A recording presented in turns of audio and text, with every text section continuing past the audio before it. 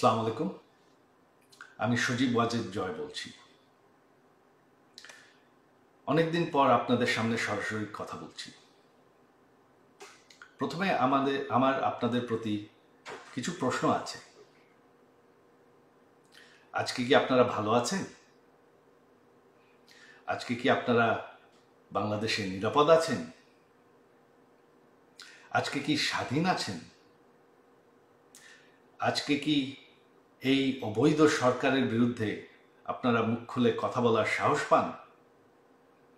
আজকে কি বাংলাদেশের পক্ষে, বাংলাদেশের স্বাধীনতার পক্ষে আপনারা মুখ খুলে কথা বলার সুযোগ পান, নাকি গ্রেফতার হন? গত 1 বছর ধরে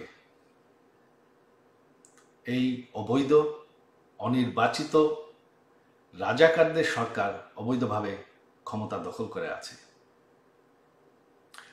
গত 1 বছর ধরে তারা স্বাধীনতার ইতিহাস মুছে ফেলার চেষ্টা করছে, স্বাধীনতার চেতনা মুছে ফেলার চেষ্টা করছে, এক এক করে প্রতিটি সরণি বুলডোজার দিয়ে ধ্বংস করছে এবং কি সে ঐতিহাসিক 32 নম্বর বাড়ি, যেই বাড়ির থেকে আমাদের স্বাধীনতা ঘোষণা করা হয়, সেই বাড়িটিকেও তারা বুলডোজার দিয়ে ধ্বংস করে ফেলেছে।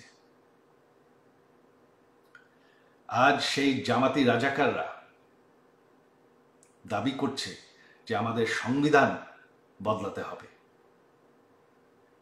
যেই রাজাকাররা আমাদের দেশের 30 লক্ষ মানুষ হত্যা করেছে, 2 লক্ষ নারী নির্যাতন করেছে,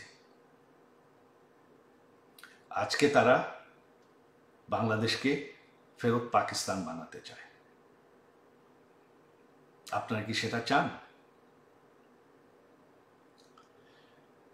আগামীকাল সেই ঐতিহাসিক 15ই আগস্ট, সেই কালো রাত, যেদিন বঙ্গবন্ধুকে এবং আমার সকল পরিবারকে হত্যা করা হয়। বঙ্গবন্ধু কোনো রাজনৈতিক দলের সম্পদ নয়।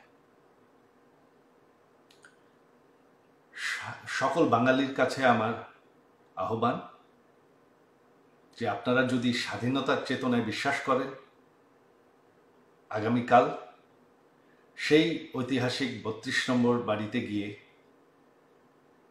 বঙ্গবন্ধুকে স্মরণ করবেন, সেই বাড়ির সামনে ফুলের তোড়া রাখবেন এবং মোমবাতি জ্বালাবেন।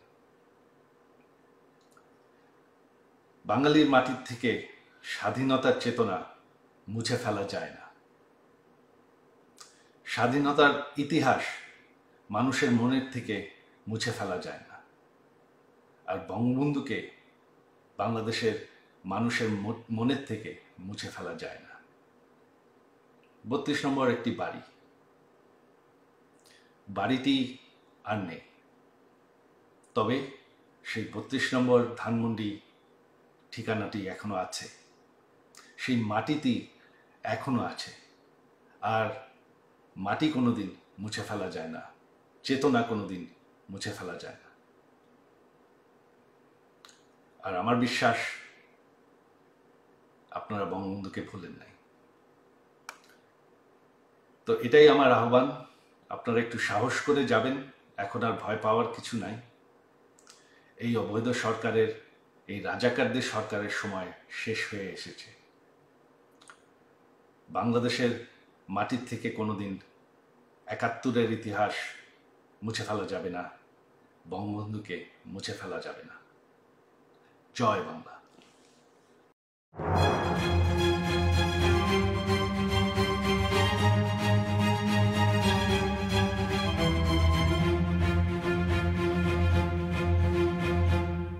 সাবস্ক্রাইব করে সংযুক্তের সঙ্গে থাকুন।